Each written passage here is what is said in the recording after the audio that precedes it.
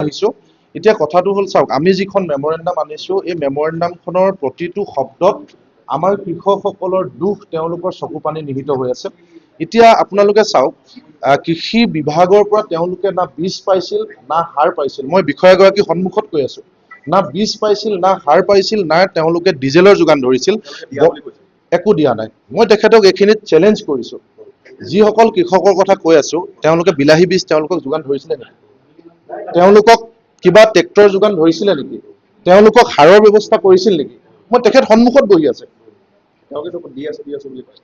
মই তেখেতক সন্মুখতে কৈ আছো না আপোনালোকক কি ক'লে আপোনালোকেতো শুনিলে মই কৈ আছো যে তেখেতক মই চেলেঞ্জ কৰিছো তেওঁ দিছিলে নেকি সেইবিলাক কথা তেওঁ অফিচাৰ হিচাপে চকীখন ৰাখিবৰ কাৰণে কৈছে তেওঁ কওক আমি ব্যক্তিগতভাৱে তেওঁৰ লগত আমাৰ কোনো আক্ৰোশ নাই কিন্তু আমি তেখেতৰ যিটো অসহায় ৰূপ এই ৰূপটো দেখি শংকিত হৈছো গোলাঘাট জিলাখনৰ 100 জন মানুহৰ 90 জন মানুহৰ কৃষিৰ লগত পোনপটীয়া বা আওপকীয়াকৈ জড়িত কৃষি অৰ্থনীতি কৃষি খেতি কৰি ভঁৰালটো আমাৰ কাৰণে বেংক আৰু মাৰ্কেটিং বোৰ্ডৰ ধান কিনা যিটো চেণ্টাৰ আমাৰ কাৰণে এটিএম সেই খেতি ভঁৰালত জমা কৰি ৰাখি বা কোল্ড ষ্টৰত জমা কৰি ৰাখি সেই খেতি বিক্ৰী কৰি পোৱা ধনখিনিয়ে ল'ৰা ছোৱালী এডমিশ্যন মানুহৰ চিকিৎসা সেইখিনি কৰি আমি চলি থাকো এতিয়া সৰ্বোচ্চ উজাৰি ৰবি শস্য খেতি বিলাহীৰ কাৰণে ব্যক্তিগত ঋণ বেংকৰ ঋণ বন্ধন বেংকৰ ঋণ যোৱাবাৰ খেতি কৰি পোৱা পইচা সকলো লগাই দিলে লগাই 2 বিঘা 3 বিঘা 5 বিঘা খেতি কৰাৰ পিছত পৰিকল্পনা আছিল 1 লাখ টকা পাব 2 লাখ টকা পাব সেই খেতিৰ পইচাই হালি খেতিৰ কাৰণে খৰচ কৰিব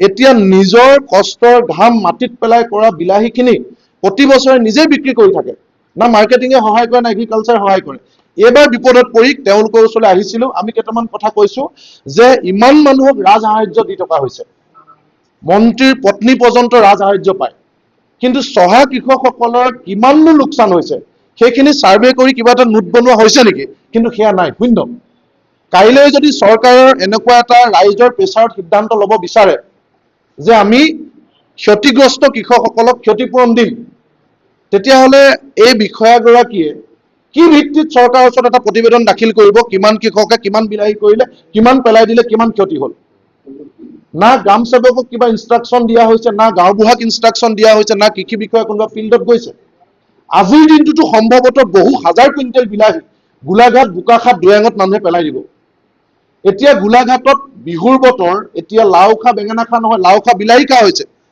এতিয়া বিলাহী খালে আকৌ গৰু মৰিব তাৰ কাৰণে ইয়াৰ পৰা ওলাই আমি ভেটেৰিনেৰীলৈ যাব লাগিব যে বিলাহী খোৱা গৰুক আমি কি দৰৱ খুৱাম খেতিটোতো গ'লে এতিয়া গৰু মৰিব এই পৰ্যায়ে ৰাস্তাই পদূলিয়ে বিলাহী পেলাই দিছে মানুহে এই অফিচাৰ সন্মানীয় বিষয়াগৰাকীৰ পৰা আমি আশা কৰি আহিছিলো যে তেখেতে অন্তত এটা টিম ইমিডিয়েট ৰেডি কৰিব আৰু কাৰণ 2-3 দিনৰ ভিতৰত বিলাহী শেষ আজি বিলাহীও কাইলৈ বিচাৰি নাপায় গেলি যাব আজি কিমান বিলাহী পেলাইছে কাইলৈ কিমান বিলাহী পেলাইছে কোনে কিমান বিঘা খেতি কৰিছে তাৰ এটা নোট লাগিব প্ৰতিখন গাঁওবুঢ়াক লৈ চৰকাৰী বিষয়াক লৈ গ্ৰাম সেৱকক লৈ নোট লাগিব নোট বনাই কিমান বিলাহী খেতি কৰিছে তেওঁৰ ওচৰত নখ দৰ্পণত থাকিব লাগিব সেই ভিত্তিত আমি কম্পেনচেশ্যন বিচাৰিছো যিকোনো মূল্য বিনিময়ত চৰকাৰে কম্পেনচেশ্যন দিব লাগিব সকলো মানুহে কম্পেনচেশ্যন পায় খেতিয়কে কিয় কম্পেনচেশ্যন নাপাব দ্বিতীয়তে আমি ফসল বীমা যোজনাৰ কথা কৈছিলো তেখেতে কৈছে যে তাৰ কাৰণে পঞ্জীয়ন হ'ব লাগিব পঞ্জীয়ন হ'বলৈ আকৌ নিজৰ নামত মাটি থাকিব লাগিব এতিয়া দৈয়াঙৰ মাটিৰ পট্টা নাই সেই সমস্যাটো কোনে সমাধান কৰিব ইমান দিনে যে চিঞৰি আছো দৈয়াঙৰ মানুহক মাটিৰ পট্টা দিব লাগে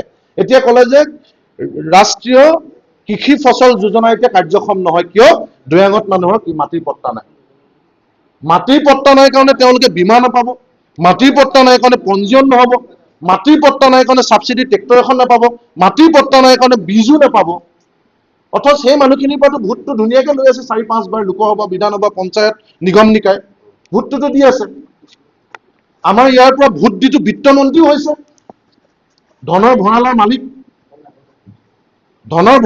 হয় না বিত্তমন্ত্ৰী তেওঁতো এমুঠি ধন নিজৰ সমষ্টিৰ ক্ষতিগ্ৰস্ত কৃষকৰ কাৰণে দিব লাগে আমাৰ জিলাখনৰ এই গোলাঘাটৰ মাটিত জন্ম হোৱা মানুহটো কৃষি মন্ত্ৰীও হৈছে 2-3টা টাৰ্মত কৃষি মন্ত্ৰী দিলে এই ৰাইজে ভোট দি বিত্তমন্ত্ৰী দিলে তাৰ পিছত বিলাহী পেলাই দিয়া পিছত চৰকাৰটো কাননে অফিচাৰ গৰাকী এনেকৈ হাত দাঙি দিয়ে মোৰ কৰিব লগা একো নাই আপোনালোকে ভাবক মাৰ্কেটিং বোৰ্ডৰ দায়িত্ব আছিল আজি 2021-22 চনত মাৰ্কেটিং বোৰ্ড ডিজলভ কৰি দিলে মাৰ্কেটিং বোৰ্ড বুলি একো নাই কালি মাৰ্কেটিং বোৰ্ড অফিচাৰে কৈছে আমাৰ ওচৰলৈ আহি লাভ নাই আমাৰ অফিচ বন্ধ তলা লাগিলে তেখেতে কৈছে কোল্ড ষ্টৰেজ বনাব লাগিব তেখেতে জানে নে নাজানে ফৰকাটিঙত এটা কোল্ড ষ্টৰেজ অলৰেডি আছে সেই কোল্ড ষ্টৰেজত ডিজেল নাই কাৰণে 6000 বস্তা আলু গেলি গ'ল ডিজেল কোনে যোগান ধৰিব? কোল্ড ষ্টৰেজত ডিজেল যোগান ধৰাৰ দায়িত্ব কাৰ? দৈয়াঙৰ কৃষকে কৃষি বিভাগৰ মানুহ এইগৰাকী বিষয়াক তেওঁলোকৰ ফিল্ড যোৱা দেখিছে নাই? কেতিয়াবা দেখিছে নাই? আপোনালোকে জানি আচৰিত হ'ব, আজি 10 বছৰ আগতেই দৈয়াঙত এটা কৃষি মহকুমা বুলি অফিচ বনাই থোৱা আছে। কৃষি মহকুমা মেৰাপানী, তাত এজন SDO দিয়া হৈছিল, 4th গ্ৰেডৰ মানুহ দিয়া হৈছিল, তেওঁলোকক উঠাই লৈ গুচি আহিলে। আজি 10 বছৰ ধৰি এটা ডাঙৰ তলা। এতিয়া তেখেতে কৈছে কিমানে খেতি কৰিছে, কি নাই, কাৰ পট্টা আছে পট্টা নাই, সেইখিনি চোৱা চিতা কৰিবৰ কাৰণেতো আমি কৃষি মহকুমা এটা দাবী কৰিছিলো। ৰাইজৰ দাবীৰ ভিত্তিত এটা ঘৰ বনাই দিয়া হ'ল চূণ তেল লগাই, তাত অফিচাৰ নাই। কিয় নাই? তেখেতে আমাক উত্তৰটো দিব লাগে। কিয় নাই? এটা বিস্তীৰ্ণ অঞ্চল, 14-15খন পঞ্চায়তক সামৰি, এটা ব্লক সামৰি বৃহত্তৰ দৈয়াং, নাগা সীমা সমস্যাই যুঁজি থকা মাটিৰ পট্টা নাইকিয়া মানুহে কষ্ট উপাৰ্জিত ধৰণে খেতি কৰে, তাত খেতিয়কসকলৰ চোৱা চিতা কৰিবৰ কাৰণে কৃষি মহকুমা অফিচটো আজি তলা 10 বছৰ। ওচৰতে থকা ফৰকাটিঙত কোল্ড ষ্টৰেজটো তলা, বন্ধ। মাৰ্কেটিং বোৰ্ড ফৰকাটিঙত আছে, বন্ধ। কলৈ যাব মানুহ কওক? তেখেতৰ ওচৰলৈ আহিলো, এতিয়া তেখেতে হাত দাঙি দিলে, আমাৰ ওচৰত একো নাই। অথচ এইখন ৰাজ্যত 100জন মানুহ, 80জন মানুহে খেতি কৰে। দৈয়াঙৰ 95 জন মানুহ খেতিৰ লগত জড়িত। দীপক দা অলপ কওকচোন। দাদা একেবাৰে জড়িত।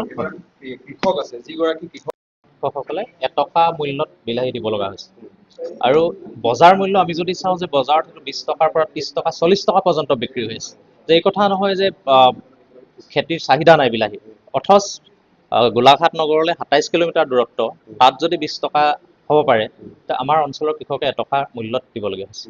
আৰু নিজৰ সঞ্চিত সকলো ধন ব্যয় কৰি খেতি কৰাৰ পিছত যদি এই অৱস্থা হয়, আৰু এই কৃষকসকলে চৰকাৰৰ মুখলৈ নাচায়, কৃষি বিভাগৰ মুখলৈ নাচায়, কালৈ চাব? আমি এতিয়া দেখিলোঁ যে কৃষি বিভাগ তেওঁ ক'লে যে আমি চূড়ান্তভাৱে অসহায়। আৰু দৈয়াঙৰ ৰাইজ ইমান প্ৰতাৰিত যে অসম গণ পৰিষদৰ চৰকাৰৰ দিনত কৃষি মহকুমা ঘোষণা কৰিলে, সেই সময়ৰ তদানীন্তন জনপ্ৰতিনিধিজনে ফিতা কাটিলে, আৰু একেটা মহকুমাকে কংগ্ৰেছ চৰকাৰৰ দিনত আৰু বৰ্তমানো জনপ্ৰতিনিধি যিগৰাকী হৈ আছে তেওঁ আকৌ এবাৰ ফিতা কাটিলে। এটা মহকুমা দুবাৰকৈ উদ্বোধন হ'ল, কৃষি মহকুমা, সেইটো এটা বগা হাতী হ'ল, ভালুকৰ হাঙি হ'ল। আজিৰ তাৰিখত সেইটো তলা বন্ধ, কৃষক তাৰ পৰা উপকৃত হোৱা নাই। যে দৈয়াঙৰ ৰাইজে আজি বছৰ বছৰ ধৰি এইটো জীয়াতু ভুগি আছে, আৰু ইয়াৰ পিছত হয়তো এনেকুৱা অৱস্থা আহিব যে নিজৰ সকলো সঞ্চিত ধন ব্যয় কৰাৰ পিছত কৃষকৰ যেতিয়া লোকচান হ'ব, সেই কৃষকে কি কৰিব? 1250 টকালৈ চাই থাকিব। আৰু শেহতীয়াকৈ কৃষকসকলৰ এই অৱস্থা হৈছে যে তেওঁলোকে হয়তো পৰিয়াল চলাব নোৱাৰি, হয় গাঁও এৰি গুচি যাব লাগিব, ক'ৰবাত কাম বিচাৰিব লাগিব, নহয়তো চৰম সিদ্ধান্ত ল'ব লগা অৱস্থা হ'ব পাৰে। এনেকুৱা এটা পৰিৱেশলৈ গৈ আছে। মই দেখুৱাই যাব যত্ন কৰিছোঁ, এয়া মই এইটো সন্দৰ্ভত মই ঊৰ্ধ্বতম কৰ্তৃপক্ষৰ লগত মৌখিকভাৱে কালি কথা পাতিছোঁ। স্পষ্টকৈ কথাটো ক'বলৈ গ'লে যে এইটো সময়ত আমাৰ এখন স্পষ্ট বজাৰ, বিভাগৰ ফালৰ পৰা স্পষ্ট বজাৰ বা পাচলিৰ MSP নিৰ্ধাৰিত হৈ নথকাৰ কাৰণে, বা বিলাহী বা ৰঙালাও বা ডাংমা এইবিলাকৰ যদি আমাৰ MSP নিৰ্ধাৰিত হৈ থাকিলেহেঁতেন, নিশ্চয় আমি এই কৃষকসকলৰ আজি এই ব্যৱস্থাটো বিপদত নপৰিলেহেঁতেন।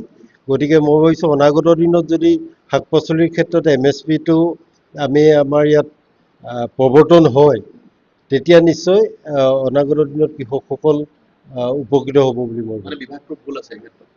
এইটো এতিয়ালৈকে এইটো আমাৰ ধানৰ ক্ষেত্ৰত, সৰিয়হৰ ক্ষেত্ৰত MSP এতিয়ালৈকে ফিক্স হৈছে, এইটো প্ৰচেষ্টা আগবঢ়াই গৈ আছে। কিন্তু অনাগত দিনত এই বস্তুখিনি হৈ উঠিব। তেতিয়া গোলাঘাট জিলাখনত আপুনি এই বিষয় সন্দৰ্ভত পদক্ষেপ গ্ৰহণ কৰিছিলে নাই? এই MSP যে নাই, এই কথাটো আগতে অনুমান কৰিছিলে নাই? নাই, এইটো এতিয়া আগতে এনেকুৱা একো আমাৰ এইটো অৱস্থা আমাৰ হোৱা নাছিলে। গত বছৰত প্ৰতি বছৰে দেখি থাকোঁ, যেতিয়াই প্ৰতি বছৰ এই সময়ছোৱাত কৃষকে বিলাহী পেলায়, বিভিন্ন উৎপাদিত শাক পাচলি পেলায়, লাও পেলাই দিয়ে বা বন্ধাকবি পেলাই দিয়ে, এনেকুৱা ধৰণৰ পৰিস্থিতি গোলাঘাটত কিন্তু চৌদিশে হৈ আছে। আপুনি জিলা কৃষি বিষয়া হিচাপে মই কথাটো সুধিছোঁ, বোকাখাতৰ যিসমূহ নৈপৰীয়া অঞ্চল আছে তাত কিন্তু কৃষকৰ হাহাকাৰ অৱস্থা। দৈয়াঙৰ এটা প্ৰান্তত আমি যদি চাবলৈ যাওঁ, কৃষকৰ হাহাকাৰ অৱস্থা। আজিলৈকে জিলা কৃষি বিষয়া হিচাপে বা জিলা কৃষি বিভাগটোৱে কিন্তু ব্যৱস্থা গ্ৰহণ কৰা আমি কিন্তু দেখা নাই। এতিয়ালৈকে সেইটোকে কৈছোঁ, আমাৰ শীতলীকৰণ ভঁৰাল এতিয়ালৈকে আমাৰ হৈ উঠা নাই। এইটো চেষ্টা অব্যাহত ৰাখিছে। গতিকে এই MSP আৰু শীতলীকৰণ ভঁৰালৰ ব্যৱস্থাটো যদি হৈ উঠে, তেতিয়াহ'লে আমাৰ গোটেই গোলাঘাট জিলাৰ কৃষকসকলে এই গোটেই অসুবিধাখিনিৰ পৰা দূৰ হ'ব। আৰু লগতে যিটো প্ৰচেছিং ইউনিট আমি ভৱিষ্যতৰ কাৰণে প্ৰিজাৰ্ভ কৰি ৰাখিব পৰা যিটো ব্যৱস্থা আছে, সেইটো প্ৰচেছিং ইউনিট ইয়াত যদি এষ্টাব্লিছ হয়, তেতিয়াহ'লেও আমাৰ কৃষকসকলে এনেকুৱা বিপদৰ পৰা নিশ্চয় পৰিত্ৰাণ পাব। জিলা কৃষি বিষয়া হিচাপে হে? জিলা কৃষি বিষয়া হিচাপে আপুনি আপোনাৰ সামগ্ৰিক কামখিনি কি অকণমান জানিব বিচাৰিছো। আপুনি দিনটোত জিলাখনৰ কৃষি বিষয়া হিচাপে আপোনাৰ কি কাম কৰিব লাগে, কি কামত আপুনি ব্যস্ত হৈ থাকে? আমাৰ যিখিনি উদ্যোগ কৰ্তৃপক্ষই যিখিনি আমাক নিৰ্দেশনা দিয়ে, সেই নিৰ্দেশনাখিনি আমি পালন কৰিবই লাগে। এতিয়া আজি কৃষকে বীজ পাইছে নাই, বীজ সাৰ এইবিলাক পাইছে নাই? বীজ সাৰটো পাইছে, কিন্তু এই আজি জাষ্ট এই মাৰ্চ এপ্ৰিলৰ পৰা এতিয়ালৈকে একো বীজ পোৱা নাই। আমাৰ এতিয়ালৈকে আজি কালি এটা মেইল সোমাইছে যে ধানৰ বীজৰ এলটমেণ্ট দিছে। গতিকে এইখিনি আমি সেই প্ৰয়োজনীয় যিসকলে, কাৰণ আমাৰ এইখিনি প্ৰদৰ্শনমূলক খেতি হিচাপে দিছে। আজি গোলাঘাটখনত ধৰক প্ৰায় 600 কুইণ্টেল মানহে বাহাদুৰ চাহবানৰ, মই পাহৰিছোঁ একজেক্টলি ফিগাৰটো, 600 কুইণ্টেল মানহে বাহাদুৰ চাহবানৰ ধানৰ চিটটো দিছে। যিহেতু মানে কৃষি বিভাগৰ ৰাষ্ট্ৰীয় ফচল বীমা হিচাপে এখন আঁচনি আছে, এই ক্ষেত্ৰত যিসকল ক্ষতিগ্ৰস্ত কৃষক আছে তেওঁলোকক কিবা ক্ষতিপূৰণ দিয়াৰ ব্যৱস্থা নহয়, এই ফচল বীমা যোজনাৰ অধীনত কিছুমান ক্ৰপ চৰকাৰে নটিফাই কৰি থয়। তাৰ ভিতৰত পাচলি এতিয়ালৈকে অহা নাই। পাচলিটো আনিবৰ কাৰণে চৰকাৰে প্ৰচেষ্টা আগবঢ়াই আছে, কিন্তু এইটোৰ আণ্ডাৰত আছে ধান। এতিয়া খাৰিফত ধান আহিব, মাকৈ আহে, মাটিমাহ আহে। এইখিনি ক্ষেত্ৰত দয়াংগ বীমা নকৰিলেও এতিয়া যিখিনি লোকচান হৈছে তেওঁলোকে কি কৰিব? লোকচান হোৱা কৃষকসকলে কি কৰিব এতিয়া? না, সেইটো মই উদ্যোগ কৰ্তৃপক্ষক মই জনাম। তেওঁলোকে মোক যি নিৰ্দেশনা দিয়ে সেইমতে মই কাম কৰিম। মই ধন্যবাদ জনাইছো। দয়াংগৰ যিসকল কৃষক আছে অকল মানে ফচল বীমা আঁচনিৰ অধীনত কৰে তেওঁলোকৰ যিহেতু নিজৰ নামত মাটিখিনি নাই, মাটি পত্ৰ নথকা মাটি পতা নথকা কাৰণে তেওঁলোকে ফচল বীমাৰ যোজনাৰ আঁচনিৰ অধীনত তেওঁলোকে পঞ্জীয়ন কৰিব নোৱাৰে। যিকোনো খবৰৰ বাবে যোগাযোগ কৰক আমাৰ এই নম্বৰত 9181 307 221।